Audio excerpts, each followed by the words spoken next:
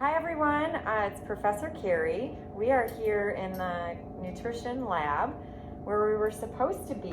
However, this will have to do. So I'm looking forward to seeing you all next week. We're actually filming this the week before school starts.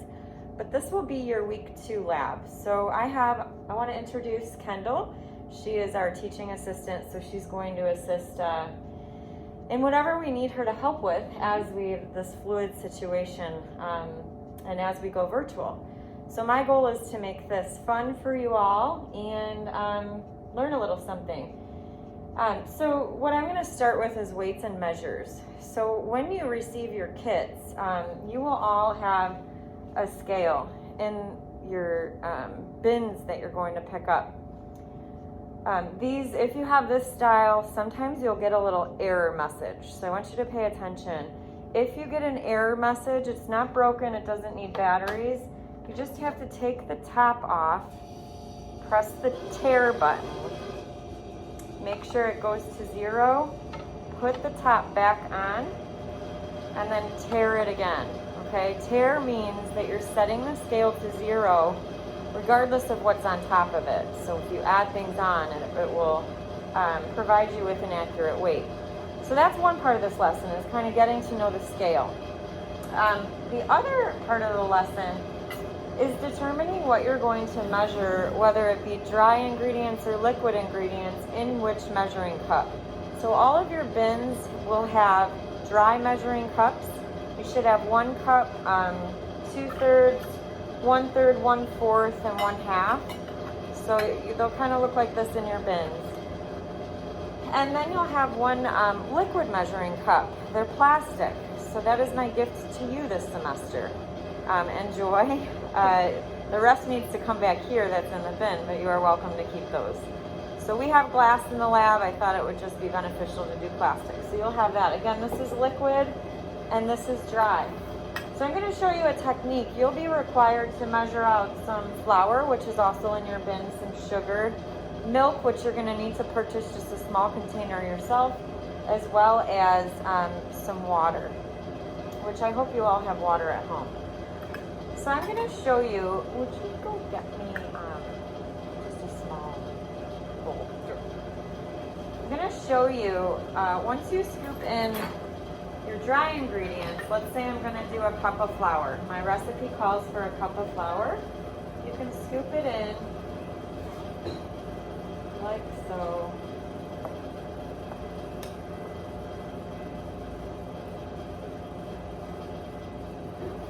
And you always want to make sure that there's a flat surface and kind of pack it down a little bit.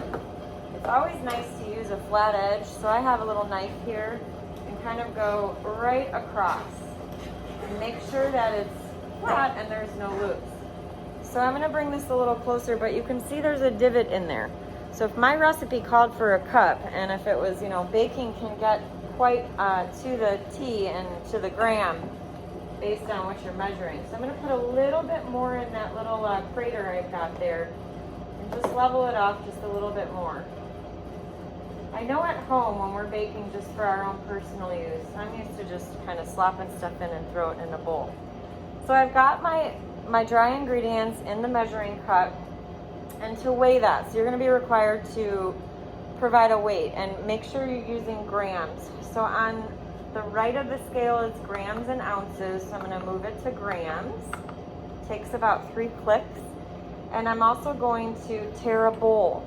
So what tare means is if I put this bowl on the scale right now, if it says 0, now it says 132.5 grams. That's not necessarily giving me the weight of my flour, right? So now with the bowl on the scale, I'm going to hit tare and I'm going to 0 it out again. Now I can get the accurate weight of just the flour without the weight of the bowl. So there I go. I dump it in, make sure it's all in there, and I get 129.5 grams. Kind of giving you a hint that that's probably around where you need to be. Not, it's not going to be exact, but we need to get close. So I'm going to have some interesting data. Usually when the class does this, I share the class numbers, and they're quite off. So that's how you get weights of dry ingredients. So because I didn't use this or touch it, I can put it actually back into. So I'm gonna have you save your flour for some other things throughout the semester. Some of you may have flour at home, but I thought it'd be nice to give you that and have it. Same thing for sugar.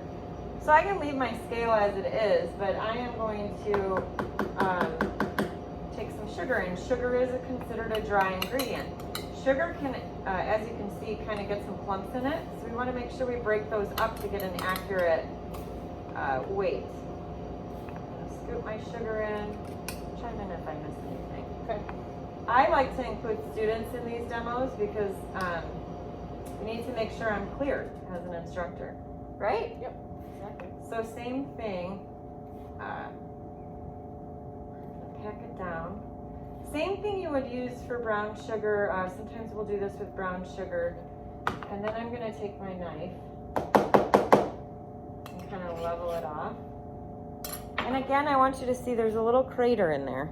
And it's not exactly to the top. So, the perfectionist that I am, I'm going to get a little bit more in there.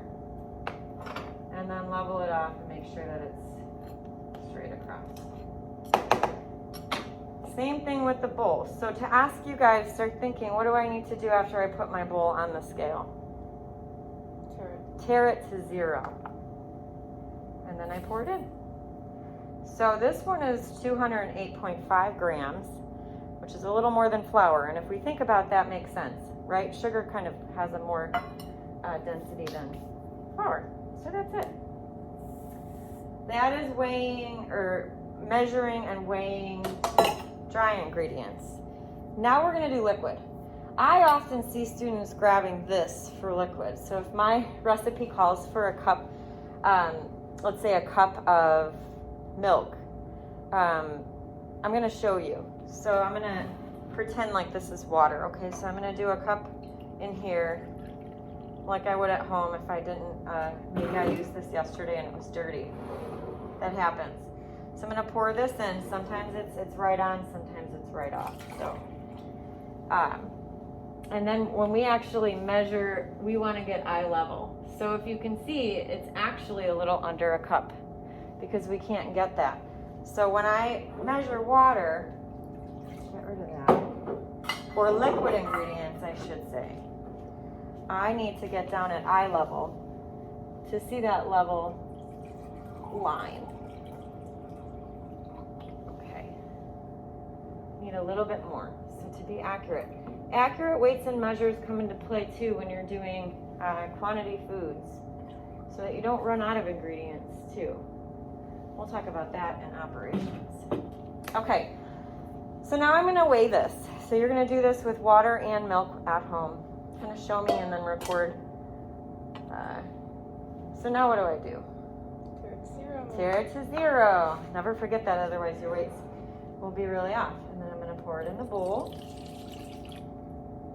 And that's 228.5 grams. Okay?